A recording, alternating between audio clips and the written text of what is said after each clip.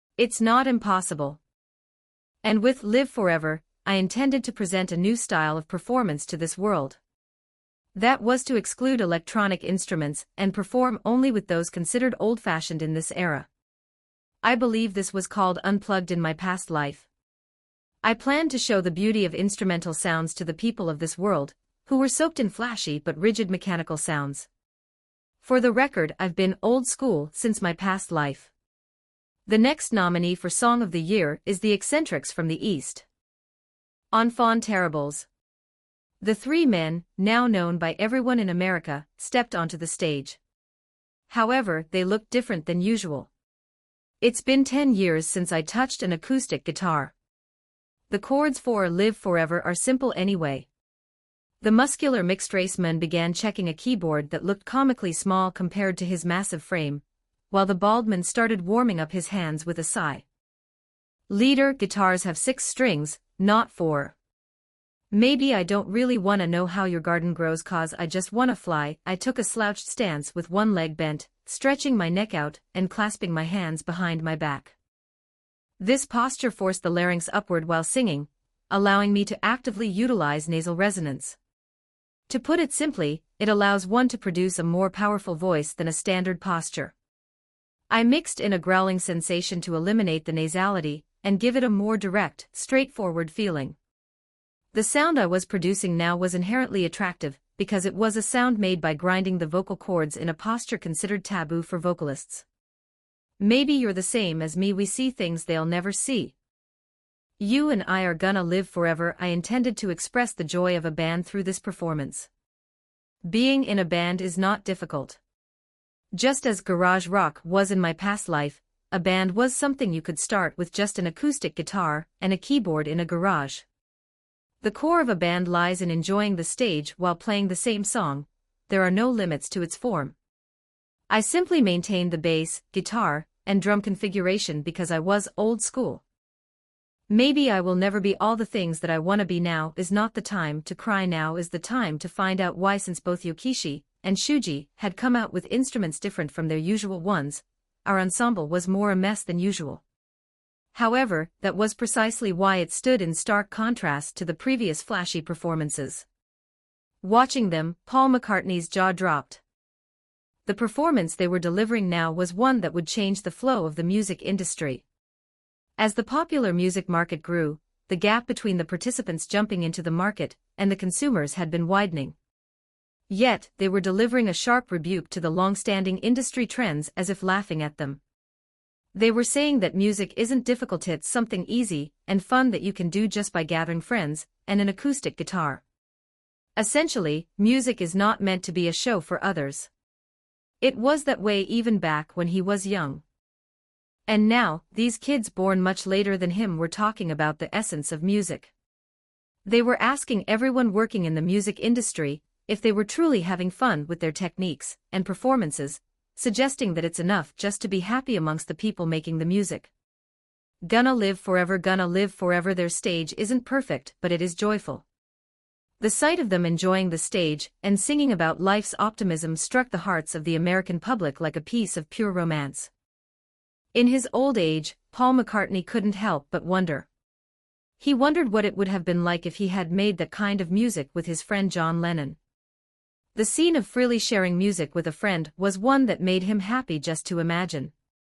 At the very least, he could have lived with him forever through the music they shared. A small regret formed in Paul McCartney's heart. Gonna live forever. Gonna live forever. After the 4-minute stage ended, the handsome blonde youth bowed like a British gentleman, unlike his usual self. At that sight, the audience rose from their seats as if enchanted by magic. Paul McCartney was no exception. Every spectator began to applaud.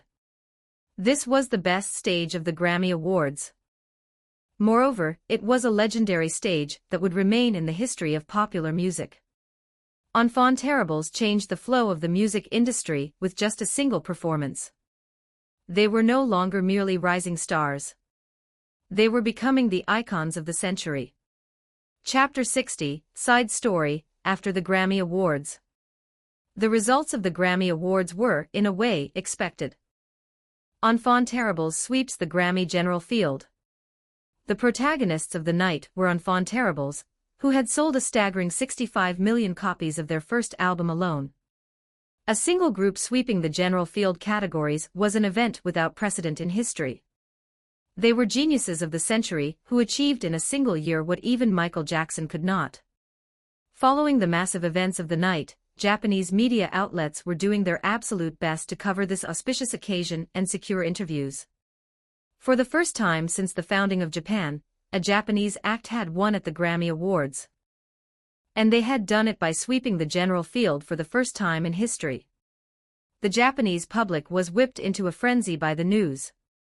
Can we agree that Enfant Terribles are the Japanese goats?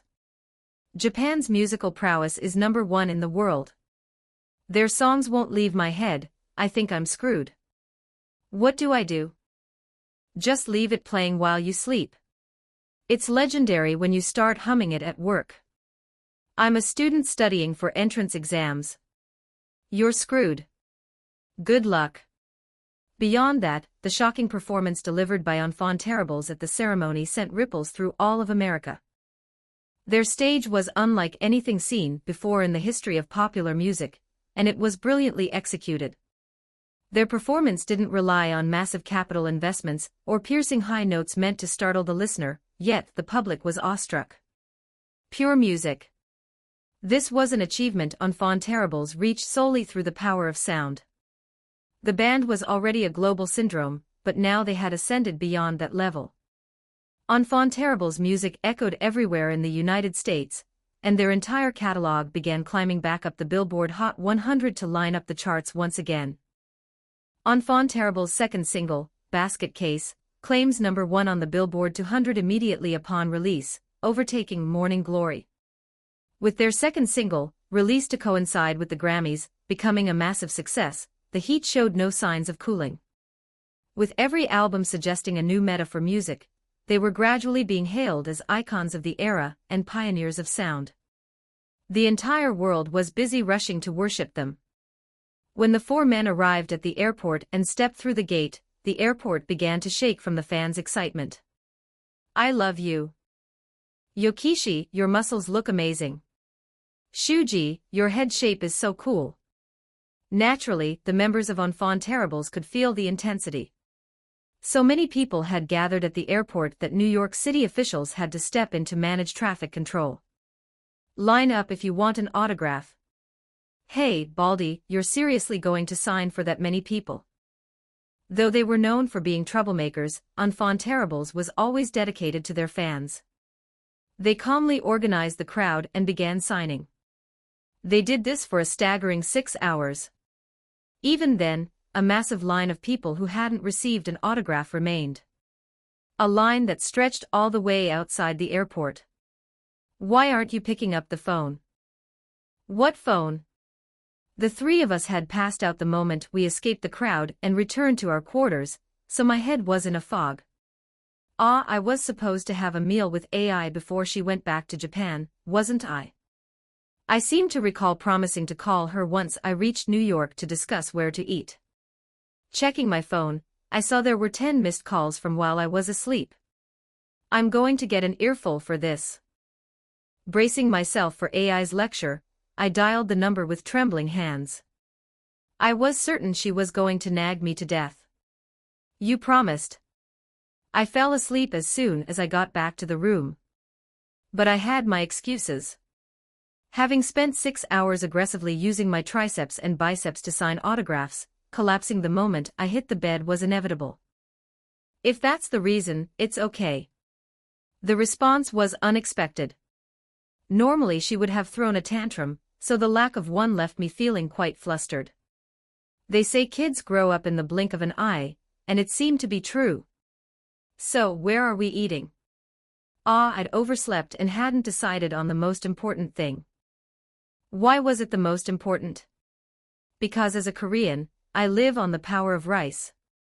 Chapter 61, A New York Date. In the end, we decided to eat at a renowned restaurant near Central Park.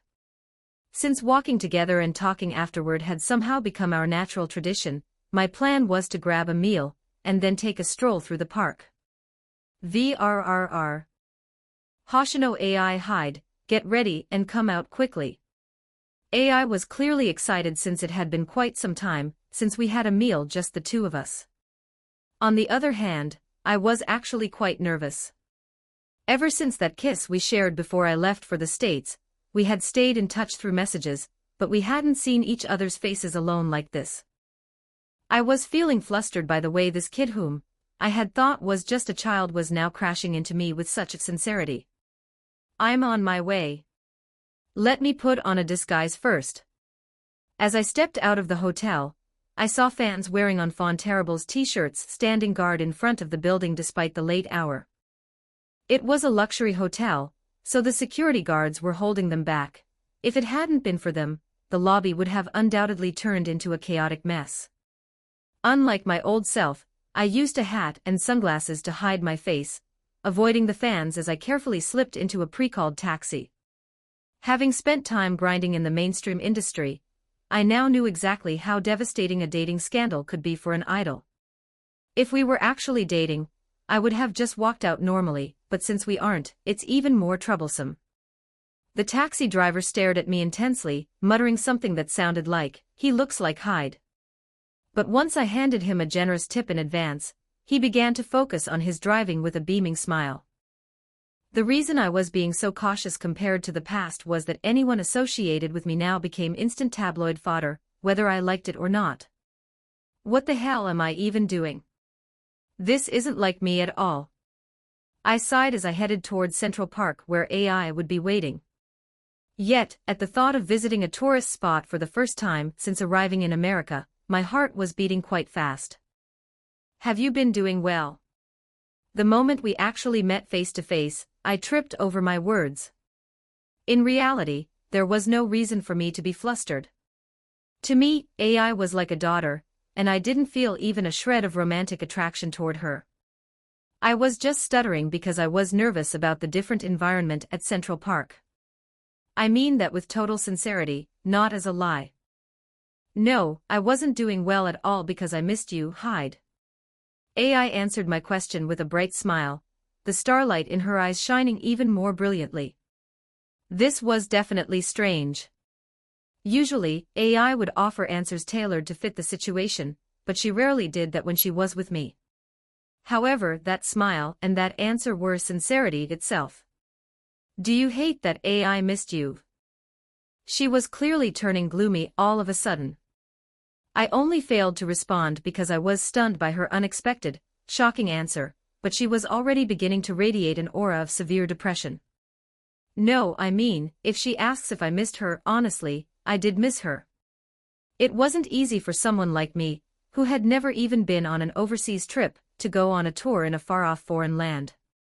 It was only because I had Yokishi and Shuji with me that I was able to run wild across the United States. In that situation, naturally, the existence of AI someone I had always been glued to crossed my mind quite frequently. It's not that I hate it. I missed you too. Quite often, actually. AI looked surprised for a moment at my response, and then she broke into a smile. It was brighter than anything I had ever seen from her before. After that, we walked carefully down the street where people occasionally passed by. Since I was someone who usually walked around brazenly causing trouble even after becoming famous, I felt a certain thrill, as if I were filming a scene from Mission Impossible. But why is she holding my hand? AI was walking while holding my hand, as if it were the most natural thing in the world. From the hand she held onto, a warm heat began to radiate, contrasting with the still chilly weather. AI, why are you holding my hand? So we don't get lost. In response to my question, AI gave me a cheerful thumbs up as she replied. Seriously, what happened in just a few months?